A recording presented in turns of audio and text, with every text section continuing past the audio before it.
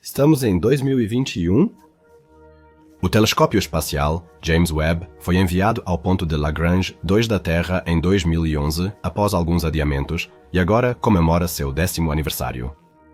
Pequenas irregularidades no telescópio foram quase todas resolvidas remotamente com atualizações de software. O novo telescópio foi e continua sendo um apoio inestimável para a observação espacial de exoplanetas, galáxias distantes, estrelas, nebulosas e do universo primitivo. Sua capacidade de resolução e a quantidade de luz que o telescópio espacial recebe em comparação ao Hubble produziram imagens simplesmente incríveis. O principal feito operacional do telescópio foi permitir, pela primeira vez, a análise da atmosfera de um exoplaneta e a criação de um mapa rudimentar dele. Essa observação direta de um corpo celeste extrasolar avançou a pesquisa de exoplanetas em poucas semanas mais do que décadas de observação com outros telescópios, e foi uma verdadeira sensação. O Hubble não só ganhou um concorrente de peso, mas também um aliado que superava o telescópio que está há mais de 30 anos no espaço em todos os aspectos. Parece bom demais para ser verdade, mas este relato é pura ficção. O telescópio espacial James Webb ainda não foi lançado, e o ano de 2011 foi uma previsão muito otimista. O lançamento está previsto para 31 de outubro de 2021. Então, nós nos perguntamos, por que o telescópio está demorando tanto? E como o telescópio se compara ao Hubble, seu predecessor indireto? Quais habilidades e desempenho ele terá? Neste vídeo, falaremos sobre o telescópio que será enviado este ano a um ponto de Lagrange distante da Terra.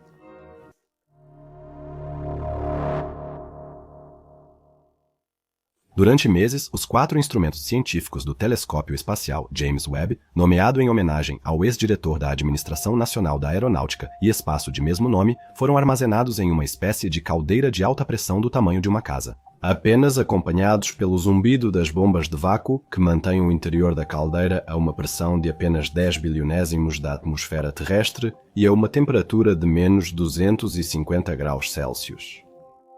Dentro da caldeira estão aqueles instrumentos que também estão fixados na estrutura do telescópio no espaço. Eles são banhados por luz infravermelha, que atinge os instrumentos em rajadas focadas ou difusas para testar seu funcionamento e capacidade. A caldeira de alta pressão é uma metáfora apropriada para todo o projeto e deve simular as condições no frio vácuo do espaço. Esses testes são o que o Webb enfrentará quando for posicionado a 1,5 milhões de quilômetros da Terra para observar objetos celestes no espectro infravermelho. O telescópio espacial James Webb, que daqui para frente vamos chamar apenas de Webb, é a missão científica mais grandiosa, complexa e cara da história da Administração Nacional da Aeronáutica e Espaço, e talvez de toda a exploração espacial. As expectativas da comunidade científica e do público para esse projeto são enormes. E os números absolutos do telescópio parecem não decepcionar. O Webb terá cerca de 100 vezes a sensibilidade do telescópio Hubble. Ele será capaz de olhar tão longe no passado do universo como nenhum outro telescópio antes dele. Ele vai captar a luz das primeiras galáxias, ver o nascimento das primeiras estrelas e estudar o desenvolvimento dos sistemas planetários. Analisar com muita precisão as atmosferas de exoplanetas e talvez até descobrir vestígios de vida extraterrestre. Originalmente planejado para 2011, ele já foi adiado várias vezes devido a problemas de financiamento, mudanças no design e nos instrumentos. E quem pensou que a data original de lançamento em 31 de outubro seria mantida, infelizmente vai se decepcionar. O lançamento está previsto para meados de novembro. O motivo do adiamento, segundo Thomas Zurbuchen, diretor científico da Administração Nacional da Aeronáutica e Espaço, desta vez, eles estão começando lentamente a dobrar o telescópio e a prepará-lo para o transporte à Guiana Francesa. O transporte começa no fim de agosto e será demorado, pois o telescópio exige extremo cuidado. Após chegar ao Centro Espacial na Guiana, o telescópio levará 55 dias para ser lançado, segundo Thomas. Portanto, não será possível para o lançamento planejado no final de outubro, mas, como já foi dito, deve acontecer em meados de novembro. E a grandiosidade do projeto James Webb é impressionante. Isso afeta tanto os instrumentos científicos quanto a reputação da Administração Nacional da Aeronáutica e Espaço. Nada menos do que o futuro e a capacidade da Agência Espacial de realizar missões grandes e complexas estão em jogo aqui. Muitos problemas podem ocorrer quando o telescópio estiver a 1,5 milhão de quilómetros da Terra no ponto de Lagrange 2. Ele precisa suportar as turbulências do lançamento do foguete, a viagem até o ponto de Lagrange 2, a abertura dos seus espelhos e do escudo solar, e a possibilidade de que tenham ocorrido erros em seus instrumentos modernos e inovadores. O Hubble contou com missões de serviço do ônibus espacial por estar na órbita da Terra, mas o Webb está longe demais para isso. Resumindo, qualquer erro, pequeno ou grande, pode levar ao fim deste projeto, que já consumiu mais de 8 bilhões de dólares. Moritz explicará todos esses aspectos tecnológicos. Vocês podem ver claramente que há muito em jogo com esse telescópio. No Sem Crash Starter, vocês também conhecerão o local de operação do WEBS, o ponto de Lagrange 2. Agora vamos focar no principal instrumento do WEBS, seu espelho.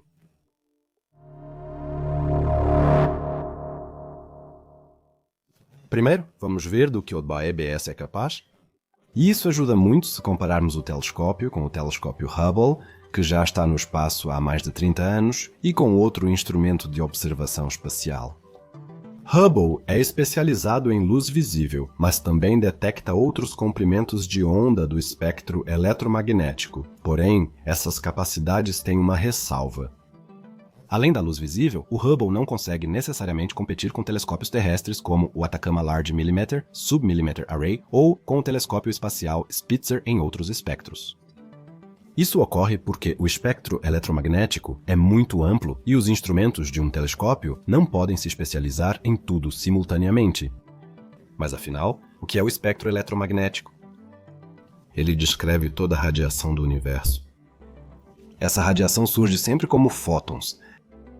Existe radiação de altíssima energia e de comprimento de onda curto, como a radiação gama ou raios X, que, dependendo de sua intensidade, pode ser extremamente prejudicial ou até fatal para os seres vivos, pois danifica o DNA dos organismos. Esse tipo de radiação ocorre em ondas curtas e, por isso, é muito energética. Enquanto a radiação de ondas longas, como a de rádio ou micro-ondas, também afeta as moléculas, mas apenas as aquece ou as faz vibrar. A radiação de rádio, por exemplo, é usada para comunicação e transmissão de dados e, em geral, é inofensiva para os seres vivos. A radiação de micro-ondas, com comprimento de onda menor que a de rádio, aquece bem a água porque suas moléculas a absorvem facilmente. Isso resume o espectro eletromagnético. A sensibilidade de um telescópio depende do tamanho do espelho usado para captar a luz de galáxias distantes, estrelas, supernovas e, possivelmente, exoplanetas. Quanto mais longe se olha no universo, mais se observa o passado, devido à velocidade da luz. Engenheiros e cientistas decidiram, ao planejar e construir o WEBB, que um espelho primário com um diâmetro de 6,5 metros seria necessário para medir e estudar a luz dessas galáxias distantes. Construir um espelho desse tamanho é uma façanha de engenharia, mesmo que o telescópio fosse construído em terra. Nunca um espelho desse diâmetro foi levado ao espaço antes. Para comparação, o Hubble possui um espelho de 2,4 metros de largura, mas feito de uma única peça. No caso do Webb, para sermos precisos, não devemos falar de um só, mas sim no plural. O Webb tem 18 elementos hexagonais individuais, todos agrupados assim. Se o espelho de 2,4 metros do Hubble fosse do tamanho do Webb, seria pesado demais para ser lançado por um foguete. Nem com o Ariane 5 seria possível levar o telescópio à órbita assim. Os engenheiros e cientistas tiveram que encontrar novas maneiras e técnicas para construir um espelho que fosse leve o suficiente para ser levado até o ponto de Lagrange 2 do sistema Terra-Lua-Sol. Cada um dos elementos individuais do WEBS possui apenas 1/10 da massa do espelho do Hubble, de modo que os 18 espelhos do WEBS, apesar de terem uma área muito maior em comparação ao Hubble, juntos somam apenas 1,8 vezes mais pesado que o espelho do telescópio. Aliás, os segmentos foram feitos de berílio, que é leve e também estável, e pesam cerca de 20 kg por segmento. Assim, o peso de todos os segmentos individuais chega a aproximadamente 360 kg. E quando você olha para o Webb, como ele está nos hangares da Administração Nacional da Aeronáutica e Espaço esperando para ser usado, você se pergunta: por que o espelho é disposto em formato hexagonal e não redondo como no Hubble? A resposta está, entre outros fatores, no tamanho do telescópio. Para que o Webb possa ser transportado, os segmentos individuais podem ser dobrados e, ao chegar ao destino, abertos novamente. O Moritz vai contar mais sobre isso para vocês no Synchrist-Statter. A forma hexagonal tem a ver com o transporte, mas também com a forma como o telescópio funciona e observa. Se os segmentos individuais fossem redondos, haveria buracos entre eles, a luz passaria por eles e haveria assim uma perda de informação. Os 18 segmentos são simétricos entre si. Como o campo total do Webb é paraboloide, curvado como uma tigela, cada uma dessas formas tem uma curvatura um pouco diferente. Os segmentos individuais também são quase circulares, como um todo por outro motivo. Eles focam a luz nas regiões mais compactas, nos detectores. Um espelho oval, por exemplo, produziria imagens alongadas em uma direção. Um espelho circular enviaria muita luz para fora dos detectores. No entanto, um espelho que se parece com uma flor aberta, ou seja, como uma tigela, pode enviar grande parte da luz para um segundo e depois para um terceiro e outros espelhos. Pode-se argumentar que com tantos segmentos individuais, haveria lacunas entre as unidades, permitindo a passagem de luz e afetando a qualidade da imagem. O objetivo dos construtores era e ainda é criar um chamado foco único perfeito, ou seja, um espelho gigante feito de muitos segmentos individuais. Os engenheiros conseguiram? Cada segmento do espelho primário e também do secundário foi equipado com um chamado atuador, um pequeno motor mecânico que fica atrás de cada um dos segmentos. Os segmentos do espelho primário têm até um atuador extra no centro para ajustar a curvatura. Brad Sjogren, gerente de telescópios da Ball Aerospace, comenta sobre o problema técnico. Ele pode mudar com muita precisão o raio de curvatura do espelho primário. Como o espelho é composto por 18 conjuntos de segmentos do espelho primário, esses 18 conjuntos de segmentos do espelho primário precisam ser ajustados enquanto estão em órbita para simular um espelho primário perfeito. O Hubble observa uma área bastante ampla do espectro eletromagnético, desde o ultravioleta até o infravermelho próximo e médio, enquanto o Webb está restrito à faixa do infravermelho. Isso não é uma desvantagem, pois permite aos astrônomos usar toda a tecnologia do telescópio para esse propósito e especializá-la. Imagens ultranítidas e de altíssima resolução nos aguardam. O Hubble observa infravermelho de 0,8 a 2,5 micrômetros, enquanto o Webb cobre de 0,6 a 28 micrômetros. O Webb, portanto, pode observar muito mais no infravermelho e consegue captar tanto o infravermelho próximo quanto o médio. Vocês vão entender o que a especialização nesse espectro traz para o telescópio ao analisarmos seus 4 principais objetivos. Por estar em órbita baixa, o Hubble pode ser levado ao espaço pelo ônibus espacial. Porém, isso também o expõe à luz solar, transmissões de rádio e ao campo magnético da Terra. Já o Webb ficará a 1.500.000 km de distância da Terra, no chamado ponto de Lagrange 2 ou L2. Os pontos de Lagrange, que vou explicar agora, são locais no sistema de um corpo celeste mais massivo e outro menos massivo, por exemplo, o Sol e a Terra. Nesses pontos, um corpo mais leve, como uma sonda, um asteroide ou, no nosso caso, o telescópio espacial James Webb, pode orbitar o corpo celeste mais massivo, neste caso, o Sol, sem precisar de propulsão. Uma sonda terá o mesmo período orbital que o corpo menos massivo do sistema, a Terra. Como existem vários desses pontos em um sistema conjunto, os astrônomos escolheram o ponto de Lagrange 2 para o telescópio espacial James Webb. Esse ponto fica atrás da Lua, a 1,5 milhão de quilômetros da Terra. Normalmente, o período orbital de um satélite ao redor do Sol, em um ponto fora da Terra, que está mais distante do Sol do que o nosso planeta, seria maior do que o da Terra. Mas a força gravitacional adicional da Terra faz com que o período orbital seja mais curto. Assim, o Webb, no ponto de Lagrange 2, mesmo distante do planeta, terá o mesmo período orbital da Terra. As forças da Terra e do Sol estão alinhadas e praticamente equilibradas aqui. Os pontos de Lagrange existem em todo o Sistema Solar. Por exemplo, os pontos de Lagrange de Marte, Júpiter e do Sol são configurados de modo que asteroides do cinturão se acumulam nesses bolsões gravitacionais, onde as forças de atração quase se anulam, porque lá eles orbitam o Sol de forma energeticamente mais favorável. A vantagem para o Webb, por outro lado, será que o telescópio manterá a sua orientação em relação ao Sol e à Terra no ponto de Lagrange 2 do sistema Terra-Lua-Sol. E lá o bloqueio da radiação solar é muito mais fácil do que em uma órbita terrestre.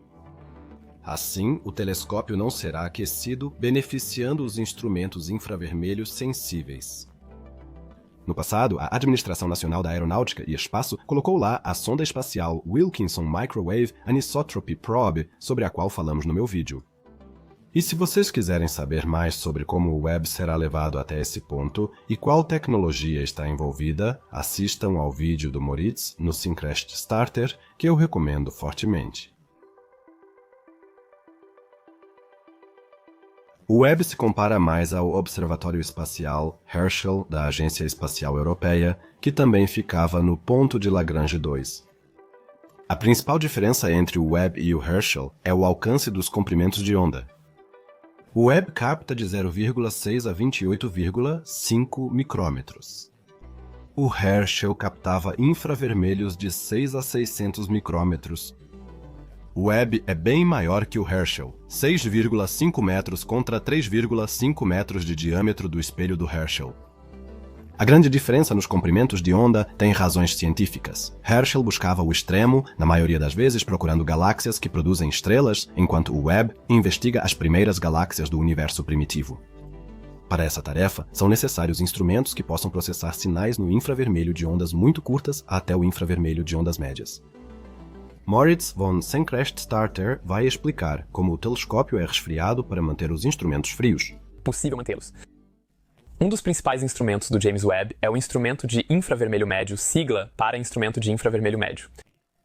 O instrumento precisa ser extremamente resfriado para ser sensível à radiação infravermelha durante observações. A apenas 7 graus Kelvin, 7 graus, ou seja, acima do zero absoluto. Não quero me alongar muito, mas você pode imaginar a temperatura de forma geral como uma medida da energia em um sistema. Ou seja, no zero absoluto não há energia alguma presente. Consequentemente, não tem como ficar mais frio do que isso. Como os sensores e sistemas do James Webb emitem energia, é necessário resfriar o sensor ativamente. Para isso, é utilizado hélio líquido como meio de trabalho e uma bomba de calor como máquina de refrigeração. Como esse e outros sistemas geram calor residual, ele precisa ser dissipado atrás do James Webb por um radiador para o espaço. O resfriamento profundo deve ser feito com cuidado, de forma gradual, levando quase um ano. O resfriamento ativo é uma das inovações do James Webb. O telescópio europeu Herschel, que também operava no espectro infravermelho, era resfriado com um suprimento de hélio líquido. Depois que o hélio do Herschel foi consumido, a missão também chegou ao fim. Isso não encerrará a missão do James Webb se o resfriamento funcionar como previsto.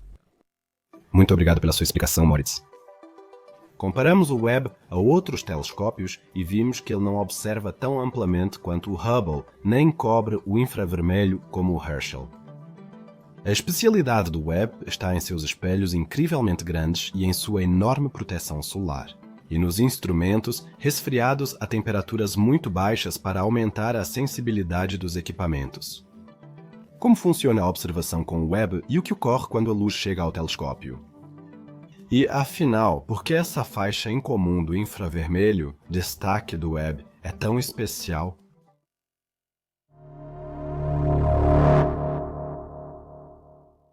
A luz não é apenas aquela luz que nós, como seres vivos, podemos ver e sentir. Como já ouvimos, a luz é composta por um espectro muito amplo de diferentes comprimentos de onda. Além das radiações de alta energia com ondas mais curtas que a luz visível, existem também as de menor energia.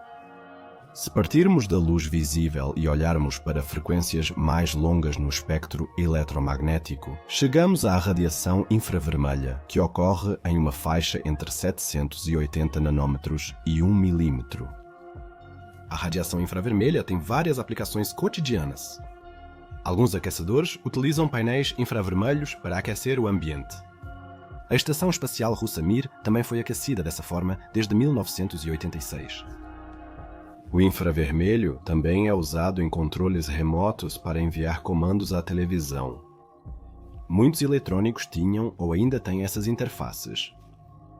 A câmera termográfica é uma aplicação famosa da radiação infravermelha. Aqui, fontes de calor, como aquecedores, seres vivos ou outras temperaturas, podem ser percebidas muito bem, pois elas emitem radiação muito forte na faixa do infravermelho. A tecnologia infravermelha também é usada naturalmente na astronomia. Como todos os corpos celestes no universo emitem energia térmica de alguma forma, com o Webb é possível observar esses objetos, que são mais frios do que 826 graus Celsius. Essa temperatura pode parecer alta para a Terra, mas é muito baixa perto de estrelas ou discos de acreção ultraquentes de buracos negros. Na astronomia do infravermelho, objetos podem ser observados por telescópios infravermelhos que passariam despercebidos na astronomia convencional, porque são frios ou emitem pouca luz visível. Em cada segmento do telescópio há uma camada finíssima de ouro. Esse metal aumenta a reflexão, sendo um espelho para a luz infravermelha. A luz agora entra nas faixas de 0,6 a 28,5 micrômetros observadas por Webb. Como o Webb é um telescópio refletor, a luz é enviada dos espelhos em direção a um segundo espelho. Aqui ocorre uma concentração da luz, já que os espelhos do telescópio estão dispostos em formato de prato. A luz é focada e direcionada ao segundo espelho, que é curvado e pode assim focar ainda mais a luz em um terceiro espelho por essa característica. Como a luz foi curvada pelo segundo espelho, que é curvado, o terceiro espelho precisa remover essa curvatura e tornar o plano focal mais plano. Por fim, a luz alcança os instrumentos do telescópio, onde é recebida e analisada. E agora chegamos a outra parte interessante deste vídeo. Vamos ver o que o Webb vai realizar com base em seus 4 principais objetivos. A observação de galáxias próximas e extremamente distantes, a observação de exoplanetas e suas atmosferas, a aparência de sistemas estelares jovens, o ciclo de vida das estrelas, assim como um olhar sobre o universo primitivo, logo após a separação da matéria e da energia.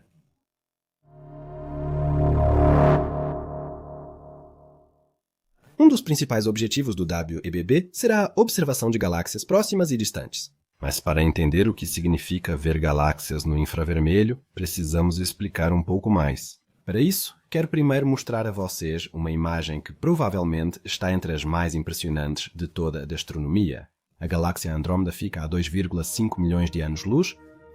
Na luz infravermelha, com comprimento de onda de 24 micrômetros, esta imagem foi capturada pelo telescópio espacial Spitzer da NASA e mostra o registro mais preciso e detalhado de gás frio e poeira já feito de uma galáxia próxima. 11.000 imagens individuais foram capturadas e reunidas nos centros de controle da Administração Nacional da Aeronáutica e Espaço para formar este panorama geral espetacular. O que vemos é um anel de gás e poeira que não poderia ser observado com um telescópio que opera na luz visível. Ele parece ter se dividido em 2 partes, formando uma estrutura parecida com um buraco no canto inferior direito da imagem. Esse buraco pode ter-se formado porque a galáxia Andrômeda interagiu com galáxias anãs menores, que foram beliscando Andrômeda e assim desprendendo partes individuais da galáxia, quando elas passavam ou atravessavam o anel. Também são visíveis os extensos braços espirais que começam no centro, se estendem até a borda da galáxia e podem ser observados também na luz visível. O centro da galáxia também brilha intensamente, sendo visível tanto no infravermelho quanto na luz visível. Isso indica grande quantidade de gás e poeira aqui, e provavelmente muitas estrelas se formam nesse local. A imagem do Spitzer vem em diferentes resoluções. Para mostrar como o Webb se compara ao Spitzer, vamos fingir que esta imagem tem o tamanho de 1280 por 377 pixels, que é a resolução máxima do Spitzer. A resolução máxima deste telescópio, é claro, é maior. Ao dar zoom, já é possível ver representações bem pixeladas. Mas, se fingirmos que a mesma imagem foi capturada pelo Webb, ela teria 8.193 por 2.410 pixels. O nível de detalhes dessa imagem é de tirar o fôlego. É possível ver bolsões de gás e poeira se contraindo localmente pela gravidade. Ao observar o centro, nota-se muitos bolsões de gás e poeira que compõem o centro galáctico de Andrômeda. Podemos esperar ainda mais do Webb, além de maior resolução. O telescópio infravermelho observará objetos que o Spitzer nunca viu. Concretamente, teríamos diante de nós uma imagem não apenas com resolução mais alta, mas também extremamente detalhada. Mas o Webb não foca só em galáxias próximas. A luz das ilhas estelares distantes chega até nós enfraquecida pela dispersão, mas o Webb consegue captá-la.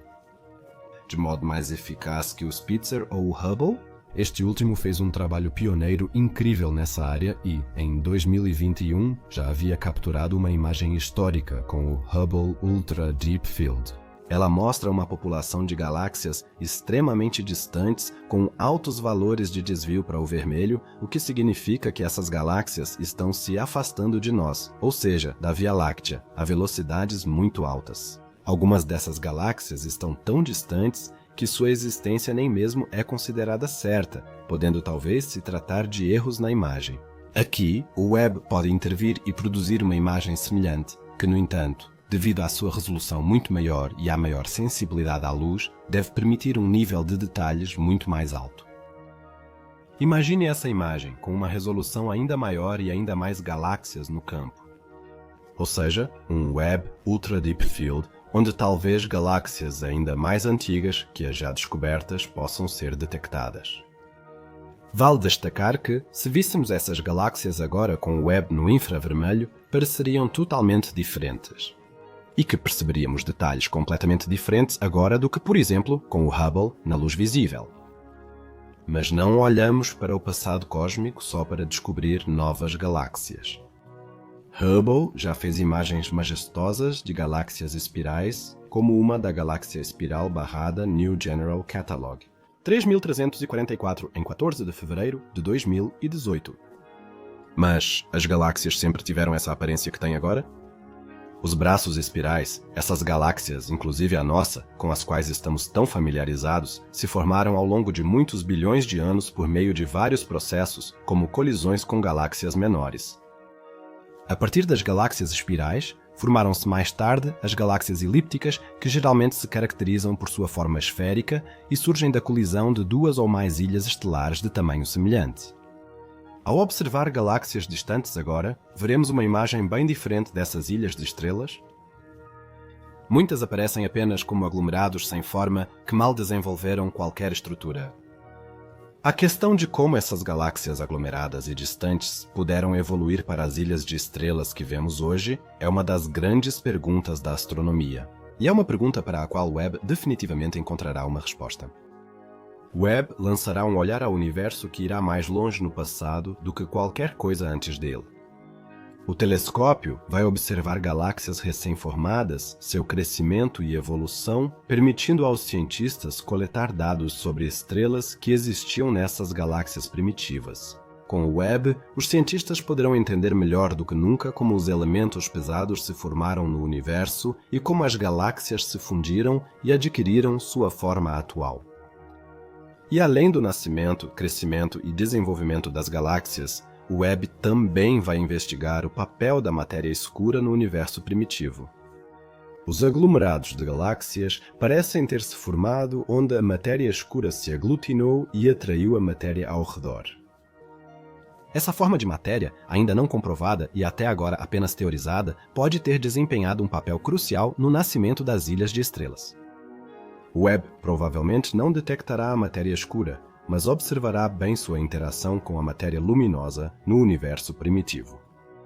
Com a observação de galáxias que acabaram de se formar, a imagem do universo jovem provavelmente vai mudar bastante.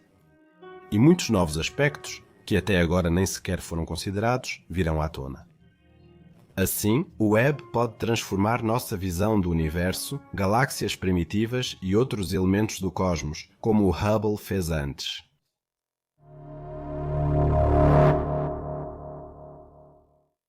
O primeiro sistema estelar com planetas fora do nosso sistema foi descoberto ao redor de um pulsar, não de uma estrela como o Sol. Naquela época, isso foi, para dizer o mínimo, extremamente inesperado. Desde então, milhares de exoplanetas de vários tamanhos foram encontrados em todos os tipos de estrelas. Um dos principais objetivos do WEBS nessa categoria é investigar atmosferas de exoplanetas e buscar blocos fundamentais da vida no universo.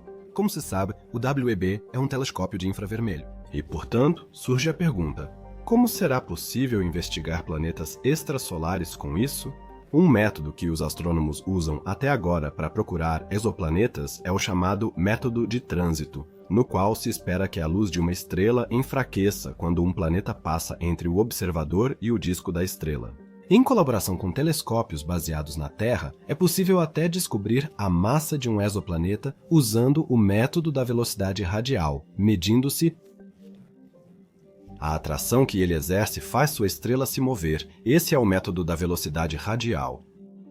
No momento do trânsito, Webb fará uma espectroscopia da atmosfera do planeta.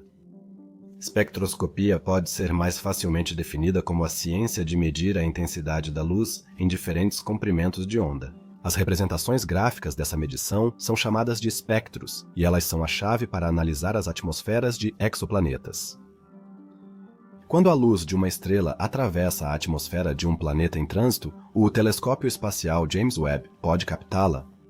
Se o planeta tiver sódio em sua atmosfera, a luz da estrela incluirá também a luz do planeta. Uma chamada linha de absorção aparece no ponto do gráfico onde normalmente o sódio seria visível. Isso ocorre porque elementos e moléculas absorvem luz em energias ou comprimentos de onda diferentes. Quando o sódio absorve luz em certo comprimento de onda, essa faixa some do gráfico da luz estelar. Com a ajuda desse método, já foi comprovado que Júpiteres quentes possuem sódio em suas atmosferas com muita frequência. Aliás, Júpiteres quentes são enormes planetas gasosos que orbitam suas estrelas em trajetórias muito próximas e, por isso, são extremamente quentes. Mas por que um telescópio infravermelho é capaz de investigar a composição atmosférica de exoplanetas? A vantagem de usar esse telescópio é que as moléculas nas atmosferas dos exoplanetas mostram suas principais características espectrais no infravermelho. Também aqui, os cientistas dizem que o objetivo final da missão é encontrar um planeta cuja composição atmosférica corresponda, ou pelo menos se assemelhe à da atmosfera da Terra. Mas o Webb não pode só explorar as atmosferas dos planetas. Um instrumento muito importante a bordo do telescópio é o chamado coronógrafo. O coronógrafo é um dispositivo no telescópio que cobre o disco de uma estrela na frente de uma lente. Assim, a luz da estrela é bloqueada, permitindo observar melhor seu entorno. Assim, o Webb consegue registrar imagens diretas de planetas próximos a estrelas brilhantes. No entanto, a imagem de um exoplaneta seria apenas um ponto, não um panorama grandioso ou detalhado. Mas ao estudar esse ponto, os astrônomos podem aprender muito sobre o planeta. O telescópio pode, dessa forma, descobrir a cor, as diferenças entre verão e inverno, a vegetação existente, a rotação, o clima e outras informações. Webb pode, com espectroscopia e coronógrafo, não apenas descobrir novos planetas, mas também estudar com mais detalhes objetos extrasolares já conhecidos. Aqui, imediatamente vem à mente o sistema TRAPPIST, 40 anos-luz de distância da Terra. Nesse sistema, há uma anã vermelha ultrafria e de baixa massa, com menos de 1/10 da massa do Sol. Em 2016, pesquisadores belgas notaram que a estrela perde brilho periodicamente. Pelo método de trânsito, 3 planetas semelhantes à Terra foram inicialmente suspeitos. Um ano depois, a Administração Nacional da Aeronáutica e Espaço anunciou mais 4 exoplanetas parecidos com a Terra. O planeta mais externo orbita sua estrela em 20 dias, enquanto os 2 internos giram em 1,5 e 2,4 dias. As distâncias desses planetas em relação à sua estrela variam entre 1/100º e 1/20º da distância da Terra ao Sol. O sistema é tão pequeno que caberia 2 vezes dentro da órbita de Mercúrio ao redor do Sol. Os cientistas já analisaram as massas dos planetas. TRAPPIST-1C, o segundo planeta no sistema TRAPPIST, possui uma densidade e gravidade um pouco menores do que as da Terra. Em 2018, estudaram a composição planetária e descobriram que o TRAPPIST-1C provavelmente tem uma atmosfera espessa como a de Vênus. Assim, a vida não deveria ser possível nesse corpo celeste, especialmente porque o UMAC está tão perto de sua estrela que é preso por rotação. Num planeta extrasolar, uma volta ao redor da estrela corresponde a um dia. O Webb pode analisar espectros planetários com mais detalhes e identificar elementos que telescópios anteriores não detectaram. Com espelhos maiores, o telescópio detecta variações de temperatura e diferenças atmosféricas. E assim investigar se em um dos planetas TRA-PPIST poderia existir uma biosfera. Com mais precisão do que qualquer coisa antes dele, o Webb irá analisar planetas que estão fora do nosso sistema solar. E talvez, se tivermos sorte, até descobramos vida extraterrestre. Se os astrônomos não conseguirem isso com o Webb, provavelmente não conseguirão com nenhum outro instrumento disponível para a ciência. Agora vamos focar em outra missão principal do telescópio: observar nebulosas e o desenvolvimento de estrelas.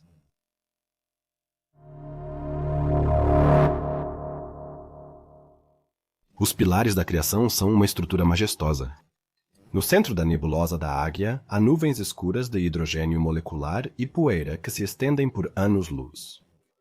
Como enormes pilares que parecem sustentar o universo, eles se erguem no vazio, cercados pelo brilho de inúmeras estrelas que nasceram das nuvens do pilar. O Hubble já capturou esse panorama várias vezes. O telescópio não vê o interior dos pilares no espectro visível, pois gás e poeira bloqueiam a luz das estrelas. Mas e se pudéssemos usar um telescópio infravermelho para dar uma olhada por trás das nuvens de gás e poeira?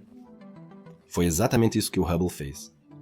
Nesta imagem, o telescópio espacial observou a nebulosa no infravermelho próximo. É possível ver mais estrelas e detalhes da nebulosa. Milhares de objetos extras parecem brilhar em comparação à imagem em luz visível. O Hubble é otimizado para luz visível e não observa tão bem no infravermelho? Imagine o que o Webb poderia fazer com os pilares da criação, já que ele pode fazer 100 vezes mais nesse espectro do que o Hubble. Vai ser incrível de ver.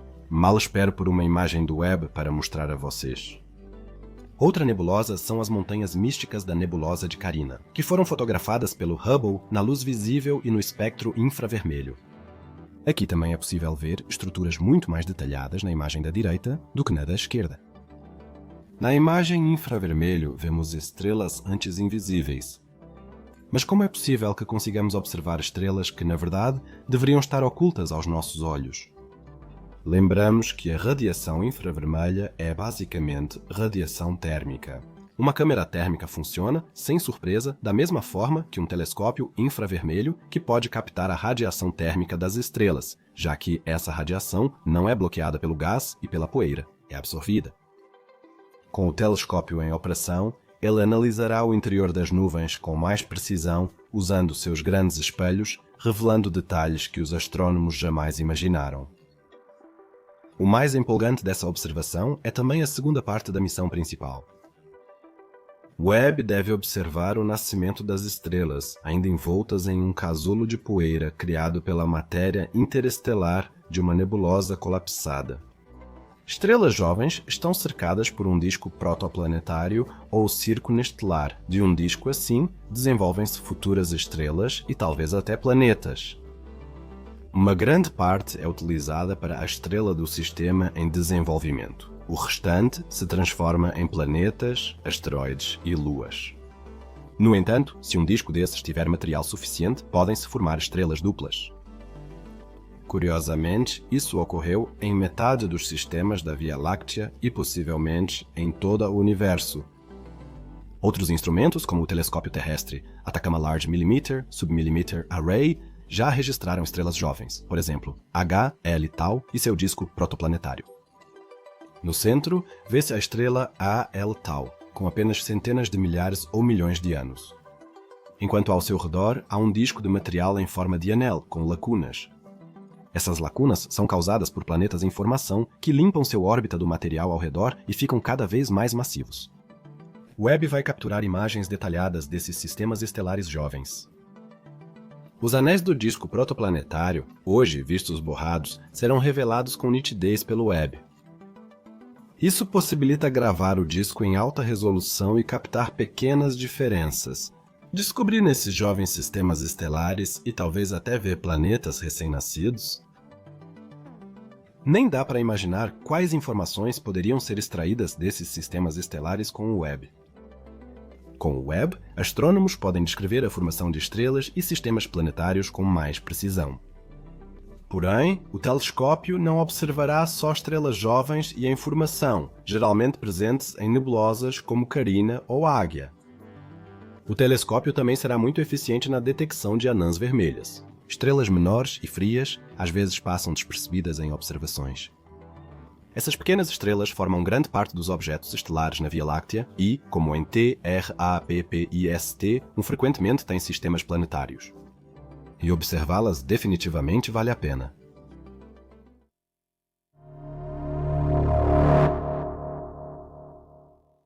O Webb estudará não só estrelas, galáxias e exoplanetas, mas também o universo primitivo. Aqui também surge a pergunta: por que infravermelho e não outros comprimentos de onda? Por que um telescópio infravermelho tão poderoso como o Webb seria a chave para entender os primeiros 100 mil anos do universo após o Big Bang? Por que queremos ver as primeiras estrelas e galáxias que se formaram apenas algumas centenas de milhões de anos após o Big Bang? Nessa área, os satélites Cosmic Background Explorer e o Wilkinson Microwave Anisotropy Probe, que atuam no espectro de micro-ondas, já realizaram um trabalho excepcional. Eles estudaram a assinatura térmica do universo 380 mil anos após o Big Bang. Mas nesse momento não havia estrelas nem galáxias. Na verdade, o universo era um lugar bastante escuro e frio. O que então pode se encontrar lá? Logo após o Big Bang, o universo não era mais do que uma espécie de sopa quente de partículas composta por prótons, nêutrons e elétrons. Com o resfriamento do cosmos, prótons e nêutrons se uniram formando hidrogênios ionizados e possivelmente átomos de hélio. Esses átomos capturaram elétrons e se tornaram nêutros. Com os elétrons presos aos átomos, a luz pôde enfim viajar livremente pelo universo. Antes, espalhada pelos elétrons, nenhuma luz conseguia iniciar sua longa jornada. Aliás, esse processo também é chamado de recombinação, mas sobre isso depois. Esse processo é chamado de momento em que o universo se tornou transparente para a luz.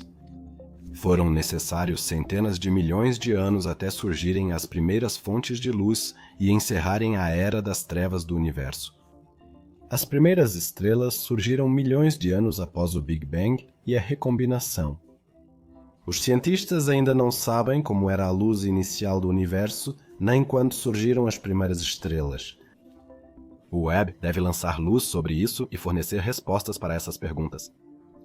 Assim, o telescópio deve ser capaz de olhar para o passado, entre 100 e 250 milhões de anos após o Big Bang.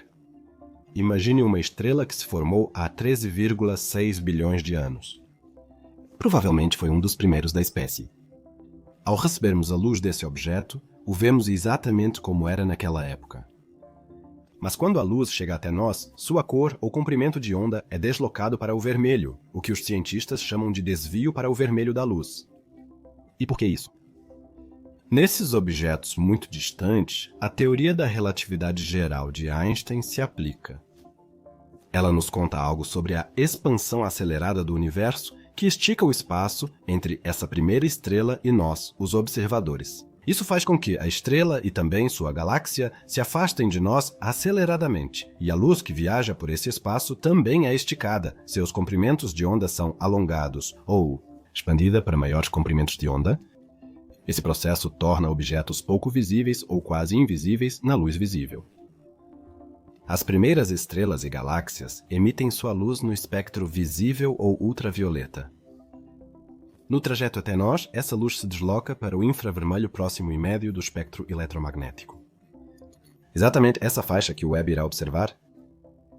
O Webb não vai só investigar quando as primeiras estrelas emitiram luz, mas também sua origem. Ocorreu a chamada recombinação, ou seja, aquele evento em que os elétrons livres do universo procuraram seus parceiros atômicos ionizados e, juntos, formaram blocos elementares neutros. Estima-se que essa era da recombinação ocorreu entre 240 mil e 300 mil anos após o Big Bang. Esse é o ponto mais antigo na história do universo ao qual podemos olhar para trás com a ajuda da luz.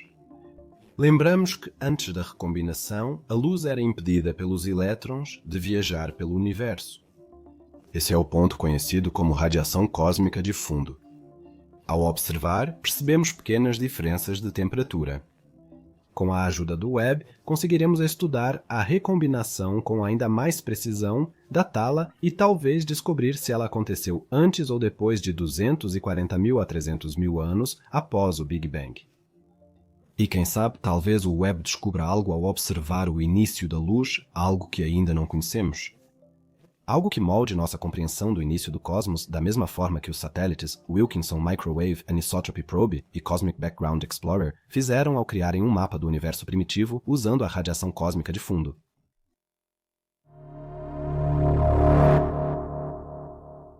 O Webb será, em muitos aspectos, uma novidade absoluta como instrumento de observação para a astronomia. Grandes espelhos, instrumentos resfriados e distância da Terra. E a proteção contra a luz do Sol, da Terra e da Lua, sua alta sensibilidade, o arranjo ultra-preciso dos segmentos do espelho, cada parte do telescópio praticamente clama por uma revolução na astronomia. Será que no fim vamos nos decepcionar? O Webb será imbatível no campo da astronomia infravermelha, no espectro do infravermelho próximo e médio e produzirá as imagens mais detalhadas já feitas por um telescópio.